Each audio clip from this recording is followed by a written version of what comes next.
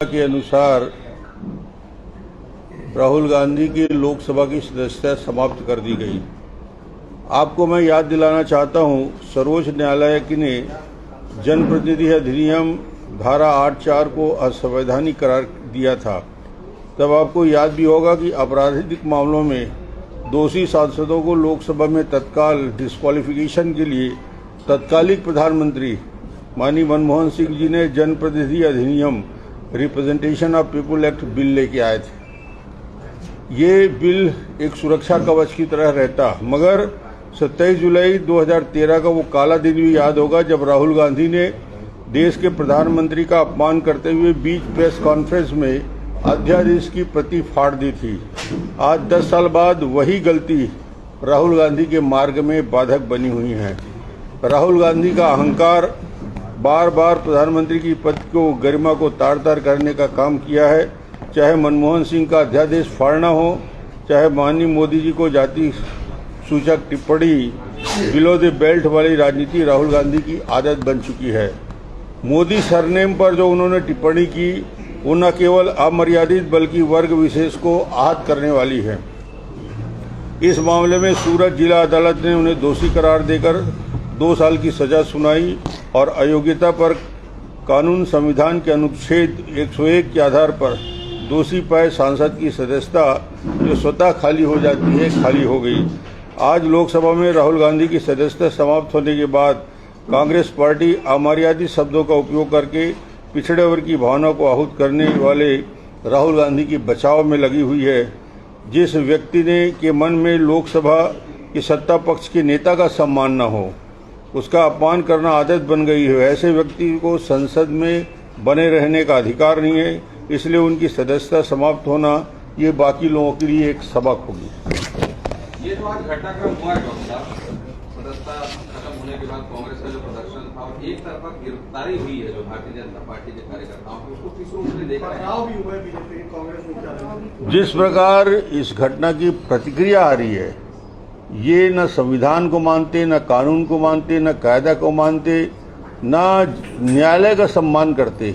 ये कोई भारतीय जनता पार्टी का फैसला नहीं है, ये कोई प्रधानमंत्री का फैसला नहीं है, ये फैसला न्यायालय का किया गया फैसला है। कानून में से बड़ा कोई नहीं होता। राहुल गांधी यदि समझते हैं कि वो कानून से बड़े हैं, तो कानून से बड़ा इस देश में कोई नहीं है, संविधान से बड़ा कोई नहीं है। और ये धारा 8(4) में स्पष्ट हो चुका था कि वो उस समय के लिए रिप्रेजेंटेशन ऑफ पीपुल एक्ट जब बिल आया था उस समय इसको रिलैक्सेशन का था, मगर वो रिलैक्सेशन हुआ नहीं, उस बिल को फाड़ दिया गया, वो बिल का क्रियान्वयन नहीं हुआ। और आज कानून के आधार पे 2 साल की यदि सजा होती है तो उसकी सदस्यता स्वतः समाप्त होती है। और जो आचरण आज सड़क में युवा कांग्रेस के कार्यकर्ता भारतीय जनता पार्टी के कार्यालय में जाकर तोड़फोड़ करना, हमारे प्रदेश अध्यक्ष के चेहरे में काली पोतना और वहां पे जिस प्रकार के नारेबाजी करना, ये बताता है कि ये संविधान को, ये कानून कायदे को मानने वाले नहीं है। और राहुल गांधी की फौज सिर्फ और सिर्फ उनको बचाने में लगी हुई है। ये कांग्रेस इसको लेकर पूरे देश में प्रदर्शन करने की तैयारी है। प्रदर्शन किसके खिलाफ? प्रदर्शन क्या जुडिशरी के खिलाफ है? क्या न्यायालय ने यदि फैसला दिया है उसके खिलाफ फैसला है? क्या कानून के खिलाफ फैसला है, प्रदर्शन है? ये किसके खिलाफ विरोध करना चाहते हैं? कोई राजनीतिक दल के व्यक्ति का काम नहीं है कि किसी की को डिस्क्वालीफाई कर दे। ये तो न्यायालय के, सुप्रीम कोर्ट के फैसले के आधार पर ये स्वतः डिस्क्वालीफाई हो जाते हैं। इसमें कोई और राहुल गांधी के पास विकल्प था। न्यायालय में 1 बार नहीं, 2 बार नहीं, 3 बार नहीं, लगातार अवसर दिया। मानहानि का जब दावा होता है तो मानहानि के दावा का एक बड़ा सरल उपाय होता है, न्यायालय में जब खड़े होते तो पूछते हैं कि एक समाज को यदि बुरा लगा है, समाज अपमानित किया है, उन्होंने मानहानि का दावा किया है, तो आप 1 लाइन के माफीनामा यदि मांग लेते हैं तो ये सारा मामला न्यायालय निरस्त कर देता है। मगर उसका अहंकार और अपने आप को कानून से बड़ा मानना राहुल गांधी का आज उसके गले की हड्डी बन गई। मुख्यमंत्री भूपेश बघेल ने ट्वीट किया है, तानाशाह रवैया बताया है एक तरीके से। तानाशाह किसका रवैया? क्या न्यायालय को भी तानाशाही रवैया मानते हैं? आपातकाल के दौरान भी यही स्थिति थी कांग्रेस की, न्यायालय के फैसले को मानना नहीं, उस न्यायालय के फैसले को तोड़ मरोड़ करके उसका विरोध प्रकट करना है। तो क्या जुडिशरी के खिलाफ पूरा कांग्रेस पार्टी लगी हुई है? भाजपा राहुल गांधी को डराना चाहती है और इस प्रकार से हरकत कर रही है, ये आरोप लगाया उन्होंने। हम क्यों डराएंगे? वो तो उसका अहंकार ही जा रहा है, और जिस प्रकार से उनकी बयानबाजी आए हैं, लगातार जिस प्रकार से बयान आते रहे हैं, प्रधानमंत्री को अपमानित करना, समाज को अपमानित करना, क्या ये उचित है? ये भाजपा के कार्यालय में पहले कांग्रेस के लोग आए, प्रदर्शन किया, मारपीट हुई, फिर कांग्रेस के कार्यालय में भाजपा के लोग गए, वहां पर पथराव हुआ, किस तरीके से देखा? देखिए, इस प्रकार की घटना होनी नहीं चाहिए, और इसकी पहल की शुरुआत कांग्रेस ने की।